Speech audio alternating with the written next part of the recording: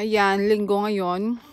And magti-12 na, pero gusto ni Luke na maglaro ng frisbee. Luke, can you try your frisbee again? Ayun, oh. Ayun. So, nandito kami sa school. Ganyan yung school niya. Ganyan lang. So, sila dyan and then seniors doon. And then, swimming pool dyan.